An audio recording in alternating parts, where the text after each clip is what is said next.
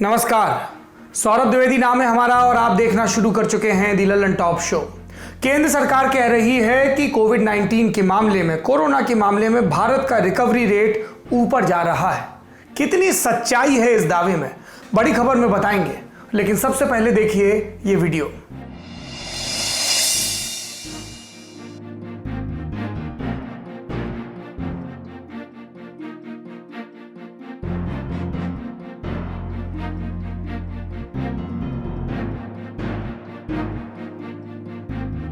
पच्चीस मई का video Twitter पर कई लोगों ने इसे शेयर किया। एक बच्चा अपनी मां के इर्द गिर्द चक्कर लगा रहा है। जो चादर पड़ी है उसे खींच कर देख रहा है, जैसे अपनी मां को नींद से जगाना चाहता हो, लेकिन मां जागती नहीं क्योंकि जाग नहीं सकती।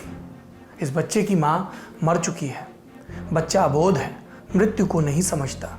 वो बेचारा यही मान रहा है कि मां उठ जाएगी। मां जिससे दुनिया शुरू होती है, मां जिस पर दुनिया खत्म होती थी। 25 मई को मुजफ्फरपुर जंक्शन एक श्रमिक स्पेशल ट्रेन पहुंची जो गुजरात से चली थी। इस ट्रेन को मजदूरों को सकुशल घर पहुंचाने के लिए चलाया गया था, लेकिन जब तक ट्रेन स्टेशन पर आकर खड़ी होती, एक महिला की मौत हो चुकी थी। कटिहार जिले की ये महिला अपनी बहन और जीजा के साथ अहमदाबाद से मधुबनी के लिए श्रमिक स्पेशल ट्रेन में चढ़ी थी। इसी दिन एक दूसरी ट्रेन में एक 4 साल के बच्चे की मौत भी हुई। दोनों शव प्लेटफॉर्म पर उतारे गए तो मुजफ्फरपुर जंक्शन पर अफरा तफरी मच गई। प्रवासी नाराज हुए तो पुलिस ने शवों को पोस्टमार्टम के लिए भेज दिया। घटना को लेकर शासकीय रेल पुलिस के अधिकारियों ने अपना पक्ष रखा है। अहमदाबाद से मधुबनी ट्रेन जाती है। उसी ट्रेन से उड़ा रहा था, रास्ते में उसकी अचानक तबीयत खराब हो गई और डेथ हो गया। पहले ही करीब 12 बजे और 3:30 में यहाँ ट्रेन पहुंची तो ट्रेन से उतर गया। हम लोग को सूचना मिली तो उसका जो भी कागजी प्रक्रिया है पूरा किया। तो महिला पूर्व से ही बीमार थी, मानसिक रूप से विकसित थी, जैसा कि उसका मैंने बहन का हस्बैंड बताया। वो अपने बहन के यहाँ ही रहती थी गुजरात में। 8-10 महीना से वहाँ काम करता था मकान में छड़ बांधने का। और लॉकडाउन के चलते जब दिक्कत हुई तो जा रहा था श्रमिक ट्रेन से। उसको डेढ़ बजे उतारा गया है। 1:30 बजे उतारा गया है। उसका कागजी प्रक्रिया था। उसके घर तक हम लोग गाड़ी से भेजे। महिला के परिजनों की बात भी सुन लीजिए। कैसे मरी? ये ऐसे ही मरा है अचानक। कुछ बीमारी पहले से? बीमारी कुछ नहीं था। खाना वाना मिला था? खाना वाना सही मिला था, पानी का बोतल हर चीज मिला था। श्रमिक स्पेशल ट्रेनों को लेकर अव्यवस्था की शिकायतें लगातार आ रही हैं। देश के रेल मंत्री पीयूष गोयल और राज्यों के मुख्यमंत्री ट्विटर खेल रहे हैं। मजदूरों की बुरी हालत का जिम्मेदार न ठहरा दिए जाएं, इस डर से केंद्र और राज्य ट्रेनों की होड़ में लगे हैं। अब गंतव्य वाले राज्य की मंजूरी नहीं चाहिए। जितना तालमेल था सब धाराशायी हो गया। एक साथ इतनी ट्रेनें यूपी बिहार के लिए रवाना कर दी गईं कि रेलवे का तय किया हुआ रूट ही चौक हो गया। सोचिए, ट्रेनों का ट्रैफिक जैम हो गया। मजबूरन रेलवे ने ज़्यादा लंबाई वाले रूट पर भी कुछ एक गाड़ियों को रवाना किया। मई की गर्मी, ट्रेनें तप रही हैं। अंदर मजदूर खिड़की बंद करके दुबके बैठे हैं ताकि लू न लगे। बीच बीच में खिड़की खोलकर देखते हैं, गाड़ी रुकने वाली है क्या, पानी मिलेगा क्या, खाना मिलेगा क्या। जब गाड़ी रुकती है तो बिस्किट के लिए उन्हें दूसरे डब्बे के मजदूरों के साथ लड़ना पड़ता है। ऐसे हज़ारों वीडियो सोशल मीडिया पर तैर रहे हैं। घर कब आएगा कोई भरोसा नहीं, और जब आएगा तब जीवित रहेंगे क्या, इसका भी भरोसा नहीं। मौत हो गई, अब विभागों का झगड़ा होगा कि किसकी गलती थी। रेल मंत्रालय कहेगा हमने तो खाना पानी दिया, गुजरात सरकार कहेगी हमने सारा इंतजाम किया, बिहार सरकार कहेगी हमने तो गाड़ी रोकने के बाद मालूम चला। मुजफ्फरपुर में हुई मौतों का असल कारण अब एक लंबी जांच के बाद सामने आएगा। लेकिन ऐसी एक और खबर यूपी के मंडुआडीह से आई। यहाँ 27 मई को मुंबई से आई श्रमिक स्पेशल ट्रेन पहुंची तो उसमें सवार 2 मजदूरों की मौत हो चुकी थी। शवों को पोस्टमार्टम के लिए भेजा गया। शासक और शासन ने लापरवाही की, जिससे मजदूरों की ये गति हुई। उसके लिए अगर एक प्रतिनिधि तस्वीर उठानी हो तो वो मुजफ्फरपुर वाली ही होगी। श्रमिक स्पेशल ट्रेन खड़ी है, प्लेटफॉर्म पर बच्चा मां को जगाने की कोशिश कर रहा है। मां नहीं जागेगी, सरकारें जागेंगी क्या। बढ़ते हैं दिन की सुर्खियों की तरफ। दुनिया भर में संक्रमितों की कुल संख्या हो गई 55,90,000, ठीक हुए 22,89,000, मौतें 3,50,000। देश का आंकड़ा, कुल मामले 1,51,767, ठीक हुए 64,426 और मौतें 4,337। पिछले 24 घंटों के आंकड़ों की बात करें तो टेस्ट हुए 1,16,041। इतने सैंपल तो इसमें नए मामले कितने आए? 6,387। ठीक हुए 3,935 और मौतें 170। दूसरी सुर्खी, 26 मई को सुप्रीम कोर्ट ने फंसे हुए और पैदल लौटने को मजबूर हो रहे मजदूरों की पीड़ा का स्वतः संज्ञान लिया। इस त्रासदी से निपटने में हो रही लापरवाही की ओर इशारा किया और फिर राज्यों और केंद्र सरकार को नोटिस जारी किया। नोटिस का जवाब आना अभी बाकी है, लेकिन सरकार अपनी बात कह रही है। केंद्रीय कानून मंत्री रविशंकर प्रसाद ने 27 मई को कहा कि केंद्र और राज्य जो कर सकते हैं कर रहे हैं और बेहतर सुझावों का स्वागत भी किया जाएगा। कानून मंत्री ने यह भी कह दिया कि हमारे काम से नतीजे भी मिल रहे हैं जो नजर आ रहे हैं, जैसे अपेक्षाकृत कम मौतें। आंकड़ों में छोटा बड़ा बताना आसान होता है, लेकिन क्या 4,500 मौतों को किसी भी तरह कम बताया जाना चाहिए? एक बार सोच के देखिए, 26 मई के दिन राहुल गांधी केंद्र की शिकायत लगा रहे थे। आज रविशंकर प्रसाद ने अपने हिस्से की शिकायतें की। इल्जाम लगाया कि राहुल गांधी गलत जानकारी फैलाकर कोविड-19 के खिलाफ लड़ाई को कमजोर करने में लगे हैं। साथ में राहुल से सवाल भी पूछ लिया कि क्या कांग्रेस के मुख्यमंत्री उनकी बात नहीं सुनते। तीसरी सुर्खी, तबलीगी जमात, इस मामले में कार्रवाई आगे बढ़ रही है। दिल्ली पुलिस के जन सूचना अधिकारी अनिल मित्तल ने कहा है कि 26 मई को मामले में 20 चार्जशीट दाखिल की गई। आज 15 और चार्जशीट दाखिल की गई। इनका संबंध 376 विदेशी नागरिकों से है जो थाईलैंड, बांग्लादेश, नेपाल, श्रीलंका समेत कुछ दूसरे देशों से भारत आए थे। दिल्ली पुलिस ने इन सभी पर वीजा नियमों के उल्लंघन का आरोप लगाया है। पुलिस का कहना है कि ये लोग टूरिस्ट वीजा पर भारत आए और इन्होंने अवैध तरीके से धार्मिक आयोजन में हिस्सा लिया। केंद्र पहले ही इन लोगों के वीजा निरस्त करके इन्हें ब्लैकलिस्ट कर चुका है। इस मामले को लेकर एक याचिका सुप्रीम कोर्ट में भी लगाई गई। याचिका में मरकज मामले की जांच की मांग की गई। कोर्ट ने इस पर केंद्र और दिल्ली सरकार से जवाब मांगा। साथ ही केंद्र और प्रेस काउंसिल से इस आरोप पर भी जवाब मांगा गया कि टीवी चैनलों ने तबलीगी जमात से जुड़ी फेक न्यूज फैलाकर नफरत बढ़ाने का काम किया। एक अन्य मामले में सुप्रीम कोर्ट ने केंद्र से पूछा कि जब निजी अस्पताल मुफ्त में दी गई जमीन पर बन सकते हैं तो वो कोविड-19 मरीजों का मुफ्त में इलाज क्यों नहीं कर सकते। केंद्र को अब एक हफ्ते में कोर्ट को यह बताना है कि ऐसे कौन से अस्पताल हैं जो कोविड-19 मरीजों का मुफ्त में या बहुत कम कीमत पर इलाज करने को तैयार हैं। अब बढ़ते हैं दिन की बड़ी खबर की तरफ। देश में कोरोना मरीजों की संख्या 1.5 लाख से ऊपर चली गई है। जब भारत की मरीजों की संख्या 150 से ऊपर पहुंची थी तो सरकार चिंतित दिखती थी, बहुत चिंतित। अब नहीं दिखती क्या? ये बात हम सरकार की कोरोना संक्रमण से होने वाली प्रेस कॉन्फ्रेंस देखकर कह रहे हैं। 26 मई वाली प्रेस कॉन्फ्रेंस में स्वास्थ्य मंत्रालय के संयुक्त सचिव लव अग्रवाल का ये बयान देखिए, फिर आगे की बात। अब देश में 60,490 पीपल रिकवर हो गए हैं और उसके साथ ही जो हमारा रिकवरी रेट 7.1% करीब मार्च में था, वह बढ़ते बढ़ते 11.42%, जबकि हमने सेकेंड लॉकडाउन शुरू किया। थर्ड लॉकडाउन शुरू करने के समय पर वह बढ़कर 26.59% हुआ और आज हम देख रहे हैं कि फील्ड में एफर्ट्स करने की वजह से वह लॉकडाउन के इस प्रेजेंट टाइम में बढ़कर 41.61% हो चुका है। इसके साथ ही हम देखते हैं कि हमारा फैटेलिटी रेट, यानी कि जो कन्फर्म केसेस आए हैं उसमें कितने केसेस में डेथ रिकॉर्ड की गई है, उसमें भी हम पाते हैं कि हमारा fatality rate is one among the lowest in the world. Lav Agrawal कह रहे हैं कि भारत में रिकवरी रेट लगातार बढ़ रहा है। मार्च महीने में रिकवरी रेट यानी ठीक होने की दर 7.1% थी, अब ये बढ़कर 41.6% हो गई। यानी मार्च में 24 घंटों के भीतर 1000 कोरोना मरीजों पर 71 लोग ठीक होते थे, अब 1000 मरीजों पर 416 ठीक होने लगे। प्रेस कॉन्फ्रेंस में लव अग्रवाल 7.5 मिनट बोले, आंकड़े दिखाकर यही बताते रहे कि सब चंगा सी, सब अच्छा हो रहा है। हम दुनिया से कोरोना संक्रमण से निपटने के मामले में बहुत आगे हैं। हम स्वास्थ्य मंत्रालय वाली ये प्रेस कॉन्फ्रेंस तब से फॉलो कर रहे हैं जब से ये नियमित होना शुरू हुई। बहुत बदलाव आ गया है। पहले डबलिंग रेट की बात होती थी, नए मरीजों की बात होती थी। अब जब हर 24 घंटे में नए मरीजों का नया रिकॉर्ड बन रहा है तो भी उनकी बात नहीं होती। सरकार की तरफ से आंकड़े पर जोर दिया जा रहा है जिसमें लोग ठीक होते नजर आ रहे हैं।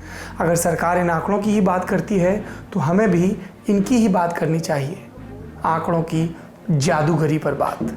ये 3 ग्राफ आप अपनी स्क्रीन पर देख रहे हैं। सबसे ऊपर लाल रंग में कोरोना मरीजों की संख्या है, बीच वाले नीले ग्राफ में एक्टिव केस हैं और सबसे नीचे वाले में ठीक हुए मामले।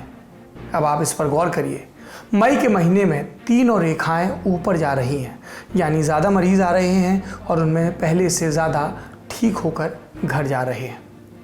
मार्च और अप्रैल के महीने में ठीक होने या रिकवरी का रेट इतना ज़्यादा नहीं था। कोरोना की अभी कोई दवा नहीं बनी कि दवा खाकर ठीक हो रहे हैं। तो सरकार ऐसा क्या नुस्खा ढूंढ लाई कि अचानक रिकवरी रेट बढ़ गया? मतलब बढ़ा भी है या नहीं, या इसमें भी 20 लाख करोड़ वाले पैकेज की तरह आंकड़ों का खेल है? इसका एक जवाब मिलता है सरकार की डिस्चार्ज पॉलिसी में। कोरोना के कौन से मरीज सरकार अस्पतालों में रखेगी, इसके नियम बदल दिए गए हैं। 17 मार्च को स्वास्थ्य मंत्रालय ने डिस्चार्ज करने के नियम जारी किए थे। इसमें कहा था कि अगर कोई कोरोना का मरीज अस्पताल में भर्ती भी है और लक्षण नहीं है या ठीक भी हो गया तो अस्पताल से छुट्टी बिना जांच के नहीं होगी। तब 24 घंटे में कोविड-19 के 2 टेस्ट होते थे, दोनों नेगेटिव आना जरूरी था। चेस्ट रेडियोग्राफ और रेस्पिरेटरी सैंपल, इन दोनों का क्लियरेंस लेना होता था, यानी मरीज को घर भेजने से पहले पूरी तरह से जांच कर ली जाती थी कि अब उसमें कोरोना वायरस का संक्रमण नहीं है। आपको सिंगर कनिका कपूर वाला केस याद होगा। कनिका में लक्षण नहीं थे लेकिन टेस्ट पॉजिटिव आ रहा था। डिस्चार्ज करने से पहले 5 से ज़्यादा टेस्ट हुए थे उनके। जब लगातार 24 घंटे में 2 टेस्ट नेगेटिव आए तब जाकर अस्पताल से डिस्चार्ज किया गया था। लेकिन ये नियम सरकार ने बदल दिया। कब बदला? 8 मई को। 8 मई को स्वास्थ्य मंत्रालय ने कोरोना मरीजों को डिस्चार्ज करने को लेकर रिवाइज पॉलिसी जारी की। इसमें स्वास्थ्य मंत्रालय ने कहा कि कोरोना मरीज को 10 दिन के बाद अस्पताल से छुट्टी दी जा सकती है, यानी कि डिस्चार्ज किया जा सकता है अगर उनमें कोविड के लक्षण नहीं दिख रहे। माइल्ड सिम्टम माने हल्के लक्षण वाले मरीजों को भी लक्षण समाप्त होने पर घर भेजा जा सकता था। जिन मरीजों में ज़्यादा लक्षण हों, ऑक्सीजन दिया गया हो, इन्हें भी अगर 3 दिन तक बुखार ना आए और ऑक्सीजन सैचुरेशन 95% से ऊपर हो तो अस्पताल से डिस्चार्ज किए जा सकते हैं। अस्पताल से डिस्चार्ज करने के बाद मरीज को होम क्वारंटीन में रहना है। यहाँ गौर करने वाली बात यह है कि डिस्चार्ज करने से पहले मरीज की जांच नहीं होगी। ये ज़रूरी नहीं कि उसका कोरोना टेस्ट नेगेटिव ही आए। मतलब अस्पतालों से कोरोना पॉजिटिव मरीज घर भेजा जा सकता है। अस्पताल के रिकॉर्ड में उसे डिस्चार्ज मान लिया जाता है, लेकिन असल में वो ठीक हुआ कि नहीं इसकी तो जांच ही नहीं हो रही। ज़्यादा गंभीर मरीज अस्पताल में रखे जाएंगे, लेकिन रिकवरी के बाद सिर्फ एक जांच होगी, जो नेगेटिव आई तो डिस्चार्ज कर दिया जाएगा। यानी 8 मई से पहले जिनको मरीज मानकर अस्पताल में रखा जाता था उनको भी अब घर भेजा जा रहा है।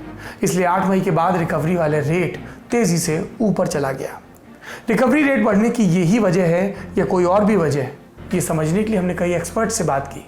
सबसे पहले देखिए सर गंगाराम अस्पताल के सीनियर डॉक्टर एम वली का बयान। स्वास्थ्य मंत्रालय ने पिछले दिनों जब ये ऐलान किया था कि जो कोविड के मरीज ठीक हो रहे हैं उनमें टेस्ट करने की जरूरत नहीं है, तो ये ठीक किया था, क्योंकि इसमें से 70% लोगों का टेस्ट बढ़े हुए वायरस की वजह से जो है पॉजिटिव आ सकता है।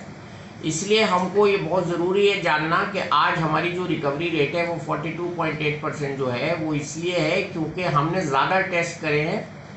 ये बहुत बड़ा कारण है इस रेट का ज़्यादा होने का।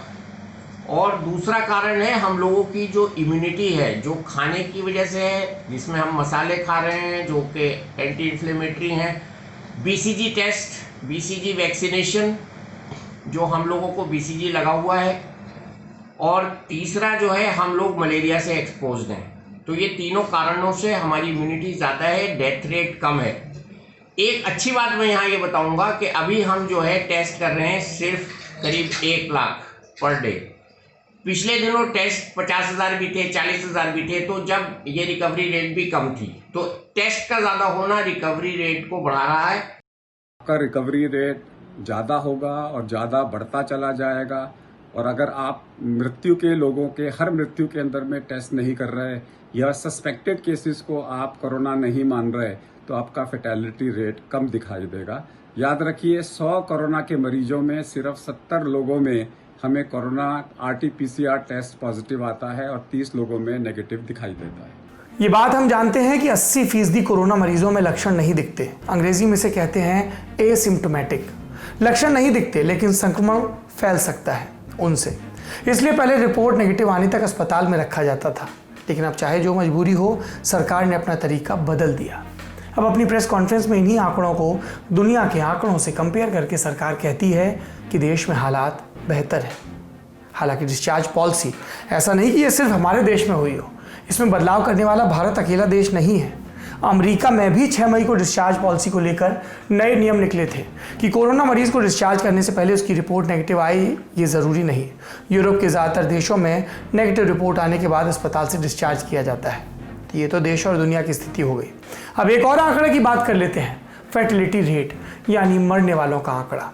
पहले ये 3.3% था, अब 2.8% हो गया।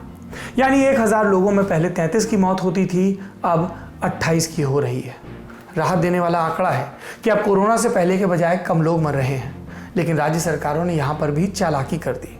मसलन दिल्ली की अरविंद केजरीवाल सरकार ने आदेश निकाला कि अगर कोई मरने के बाद अस्पताल आएगा तो उसकी जांच नहीं होगी, यानी ये पता नहीं लग पाएगा कि वो मौत कोरोना की वजह से हुई या नहीं। अस्पताल के बाहर कोरोना से मरने वालों को सरकार की गिनती में शामिल ही नहीं किया जाएगा। जाहिर सी बात है, इस तरीके से भी आंकड़ों में थोड़ी कमी आएगी। कोविड से मौत का ग्राफ थोड़ा कम दिखेगा। कोरोना संक्रमण के आंकड़े कम दिखाने के लिए सरकार की कोशिश और भी दिखती है। मसलन 18 मई को स्वास्थ्य मंत्रालय ने नई टेस्टिंग स्ट्रेटजी जारी की।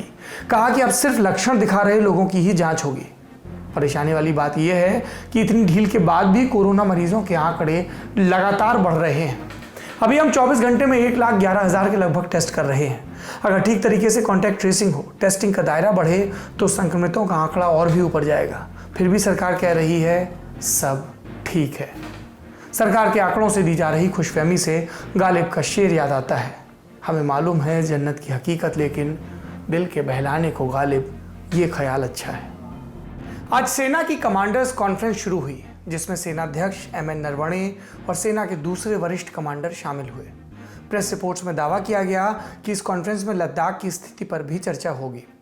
26 मई को चीन के राष्ट्रपति शी जिनपिंग ने अपनी सेना को देश की संप्रभुता की रक्षा के लिए तैयार रहने को कहा, तो सब अचानक हड़बड़ा गए। बातें होने लगी कि क्या जिनपिंग भारत पर चढ़ाई की बात कर रहे हैं। इधर भारत में सेना ने लद्दाख विवाद को लेकर प्रधानमंत्री मोदी को ब्रीफिंग दी। लद्दाख में जहां दोनों विवाद में खड़े हैं देश, वहां फिलहाल स्थिति जस की तस बनी हुई है। ये तो हुई हमारे कमांडर्स की, हमारे सैन्य और नागरिक नेतृत्व की बात। लेकिन दूर देश एक भाई साहब बैठे हैं, उनको हमारे फटे में टांग अड़ाने की बहुत जल्दी रहती है। डोनाल्ड ट्रंप, अमेरिका के राष्ट्रपति, 27 मई की दोपहर को उन्होंने भी एक ट्वीट ठेल दिया। बोले कि मैं भारत और चीन के बीच मध्यस्थता कराने को तैयार हूँ। जाहिर सी बात है, भारत कहेगा ये हमारी सीमा का मामला है, हम सुलझेंगे। इससे पहले डोनाल्ड ट्रंप ने कश्मीर के मामले पर भी भारत और पाकिस्तान के बीच मध्यस्थता का राग अलापा था, और तब भारत ने स्पष्ट शब्दों में बता दिया था, अपनी लंबरदारी अपने पास रखिए। इस अपडेट से अब बढ़ते हैं कोरोना से जुड़ी कुछ ग्राउंड रिपोर्ट्स की तरफ। हमारी टीम के सिद्धांत मोहन और अमतेश कुमार फील्ड पर हैं। अलग अलग इलाकों में जाकर देख रहे हैं कि संक्रमण ने कैसी चुनौतियां पैदा की। दिल्ली NCR के बाद टीम ने रुख किया राजस्थान का। राजधानी जयपुर एक बड़ा कोरोना हॉटस्पॉट है। यहाँ सिद्धांत को 2 बच्चे मिले। इन्होंने पुलिस के बारे में जो बताया वो आपको भी सुनना चाहिए। तुम्हारी मम्मी जोधपुर में रहती हैं? हाँ। तुम यहाँ किसके पास रहते हो? मेरे पापा के पास। तुम और पापा? क्या करते हो यहाँ पे राम? यहाँ पे हम लोग ना ये क्या बोलते हैं, मच्छी पकड़ते हैं, और जब ना ये खुला देता था ना, और मेरा पापा इस शादी पार्टी के काम पे जाता था, बर्तन धोने। तो मछली पकड़ते थे और जब सब खुला हुआ था तो शादी पार्टी काम पे पापा करते थे? शादी पार्टी का वहाँ पकड़ते नहीं थे, प्लेटें धोते थे। प्लेटें धुलते थे, अच्छा। और तुम क्या करते थे? और हम लोग वहाँ मेरी था बस, वहाँ पे मैं ना पहले यहाँ पे काम भी करता था। क्या काम करते थे? ये कपड़े का। ये भवानी अंकल जी है ना, किसी को यहाँ पे ना रहने देते, ना किसी को। भवानी अंकल कौन है? तो आपका नाम राम है ना? अच्छा ठीक है। राम, कितनी उम्र है आपकी? 10 साल। 10 साल। कौन है भवानी अंकल? यहाँ पे जो खड़े थे ना, पुलिस वाले हैं। पुलिस वाले हैं? जो गाड़ी खड़ी है ना, उनकी गाड़ी है। उनकी गाड़ी है? हाँ। भवानी अंकल पुलिस वाले हैं। भवानी अंकल क्या बोलते हैं? बोलते हैं यहाँ पे यहाँ पर है ना, यहाँ पर मतलब तुम है ना अपने अपने घर जाओ, अपनी मर्जी से खुद से बाहर है, कहीं पर भी नहीं रहने दे रहा है। गरीब लोग कहाँ पर जाएंगे, यहाँ पर तो किसी का घर भी नहीं, यहाँ पर तो सबको बाहर है, रोडों पे भी किसी को रहने नहीं दे रहे। यहाँ पर सबको मारते रहते हैं और यहाँ पे ये क्या बोलते धमकी भी देते, बोलते नहीं गए ना तुम्हारे को ना पुलिस से पिटवा दूंगा अगर नहीं गए ना तुम 5 बजे। हरिओम है ना, ये हरिओम बहुत बुरा मारते हैं। कौन हरिओम कौन है? सब में बड़ा इन चारों से सब में बड़ा। हरिओम बहुत बुरा मारते हैं। किसको मारते हुए देखे हरिओम को? औरतों को भी मारते हैं। हाँ? औरत को भी नहीं बख्शते। औरत को भी नहीं बख्शते। अच्छा, और बुड्ढे को भी नहीं बख्शते, ना बुड्ढी को बख्शते, सबको चीरते लटे। तुम देखे हो अपने सामने मारते हुए उनको? हाँ। अच्छा, अभी यहाँ पुलिस यहाँ पे क्या कर रही थी अभी गणेश? भगा रहे थे। सब भगा रहे हैं। क्यों भगा रहे हैं? क्योंकि नहीं यहाँ पर कोई भी नहीं रहेगा यहाँ पर। क्यों नहीं रहने दे? कोई नहीं रहने दे रहे? पता नहीं, वो अपनी मर्जी से खुद ही भगा रहे हैं यहाँ से। अच्छा गणेश और आराम, तुम लोग चीज़ बताओ, तुम लोग इधर बीच कोरोना शब्द सुने हो? बार कोरोना के बारे में कुछ सुने हो? गाना सुना हो कोरोना का? नहीं। गाना सुने हो? हाँ, सुनाओ। कौन सा गाना है? गाना याद नहीं आ रहा मेरे को। अरे तुम अभी शर्माते हो, तुम बोले थे मुझे शर्म बहुत आता है। ये राम और गणेश, तुम लोग से इतना बात हो गया, लेकिन इधर भी तुम अपना चौपाटी का काम करते हो, तुम साड़ी का काम करते हो, तुम लोग खाना पीना कैसे खा रहे हो इधर बीच? काम धाम हो रहा है इधर बीच? काम धाम हो रहा है इधर बीच? जो राशन देते थे वो उसका बना के खा लेते। जो राशन मिलता है सरकारी? हाँ। वही बन गया। राशन दे भी नहीं रहे, पहले मिल रहा था, वो भी नहीं मिल रहा राशन तो। हाँ, कितने दिन से नहीं मिला? हाँ, वो जब मिला था, जब लॉकडाउन लगा था ना, एक बार मिला था, 5 जगह नाम लिखा, उसका भी राशन नहीं आया घर पे। उसका भी राशन नहीं आया घर पे। तुम राम, तुम्हारा क्या सीन है? तुम खा पी रहे हो? और हम लोग ना यहाँ पे उस दिन ना बांट के गए थे, चावल आटा सब कुछ बांट के गए थे, मगर मैं सब खत्म हो गया। अब कोई भी नहीं आता, अब बस बिस्कुट वाले आते हैं, बच्चे वाले आते बोलते खाली बिस्कुट ही देते, उसके बाद खाने वाले कोई नहीं आते, क्योंकि रास्ते बंद कर दिया। कौन पहले आते थे, और यहाँ से जो यहाँ पे ले गए थे ना, पूड़े वाले भी आए थे। क्या तुम्हारा बाबू? लक्ष्मी। बहुत प्यारा नाम है आपका, लक्ष्मी। हाँ जी, पूड़ी वाले भी आते थे? हाँ, पूड़ी वाले, बिस्कुट वाले वो लोग भी नहीं आ रहे? पुलिस वाले आते थे। पुलिस वाले भी पुलिस वाले खाना बता रहे ये लॉकडाउन खुलने वाला है तो काई के लिए बांटे खाना। फिर जयपुर पहुंचने से पहले टीम ललन टॉप आगरा गई थी, जहां के मॉडल की सब जगह चर्चा है। यहां हमारी टीम ने बात की कोरोना सर्वे में शामिल एएनएम और आशा कार्यकर्ताओं से। क्या है इनकी समस्याएं, सुनिए। क्या नाम है मैडम आपका? आशा सुशीला शर्मा। सुशीला शर्मा जी। तो सुशीला जी, ये बताइएगा पहले कि कोरोना से देश में भर में तो लाख से ऊपर केस पहुंच ही गए हैं, मजदूर हर जगह से आ ही रहे हैं, तो एकदम विस्तार से डिटेल से बताइए कि कैसे हो रहा है, आप लोग क्या कर रहे हैं कि यहाँ पर कोई कोरोना का केस निकले तो उसको आप लोग ठीक करवा सके। घर घर जाती हैं। कैसे जाते हैं? मतलब किसी भी घर चली जाएंगी? कोई नियम? हमारा सर्वे है। अच्छा। डेली का हमारे स्वास्थ्य व्यवस्था कहना है कि डेली घर घर जाइए और वहाँ से सर्वे करके लाओ और ये बताओ कि कहाँ से मरीज बाहर से जो कर्मचारी आ रहे हैं, लेबर, ये कहाँ से आ रहे हैं, वो डिटेल में दे दो हमारे लिए लाके।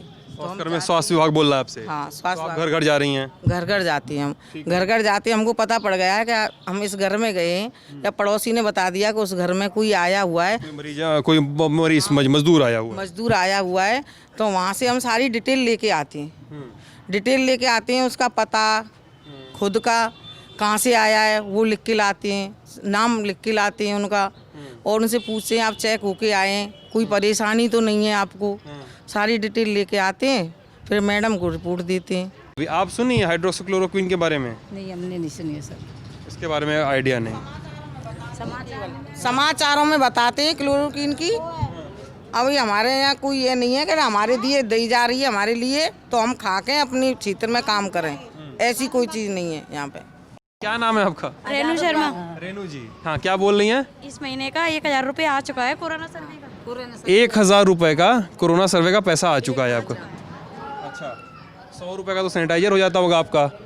और क्या मास्क वगैरह हैं, ग्लव्स मास्क 50 रुपए का, 20 या 50 रुपए का सर, और ग्लव्स वगैरह तो लेने पड़ते ग्लव्स हैं। हो गया 100 रुपए का लगभग मान लीजिए, और क्या। 50 रुपए का मान लीजिए सस्ता, 200 रुपए तो आपका चला गया उसमें मास्क वास्क में। नहीं है पैसा कुछ नहीं, हम तो जनता की सेफ्टी करते हैं बस, ज़्यादातर है तो हमें जनता ही सेफ्टी करनी है। हम इसी आधार पर खड़े हैं, इसी आधार पर रखे हैं कि जितनी बने जितनी आप जनता की सेफ्टी करो, सेवा करो। पैसा जो हमें मिल जाता है उससे खुश हैं बस। अच्छा, क्या चाहती हैं कि कैसे कि चाहते चाहे को तो बहुत कुछ चाहते हैं, तनख्वाह भी चाह रहे हैं कि हमारी ये तनख्वाह 1000 रुपया तो 1100 दिखाए रहो इतनी मेहनत पे, हैं कम से कम 8-10 हज़ार की तनख्वाह तो होनी चाहिए हमारी मेहनत पे। फिर भी ना सरकार दे रही तो हम बहु में खुश हैं, 1000 दे रही 1000 में खुश हैं, 2000 दे रही 2000 में खुश हैं, पर लेकिन हम सेवा जरूर करते हैं। समाज सेवक हैं, आशा है तो समाज सेवक हैं, कोई बात नहीं है, जितना मिलता है उतने में खुश रहती हैं, कोई बात दिक्कत नहीं है। सिद्धांत मोहन और अमतेश कुमार का ये सफ़र जारी रहेगा और हम आप तक कोरोना की ग्राउंड रिपोर्ट पहुंचाते रहेंगे। अब वक्त है विदा लेने का। जाते जाते आपको जाहिद हुसैन का एक शेर सुनाते हैं। आप पूछेंगे कौन जाहिद हुसैन? वही जाहिद हुसैन जिन्हें हम सब वसीम बरेलवी के नाम से जानते हैं। उनका एक शेर है, वो झूठ बोल रहा था बड़े सलीके से, मैं एतबार न करता तो और क्या करता। बड़े सलीके से आंकड़े पेश किए जा रहे हैं, हम उम्मीद ही कर सकते हैं कि ये सत्य हो। अपना और अपनों का ख्याल रखिए। शुभ रात्रि।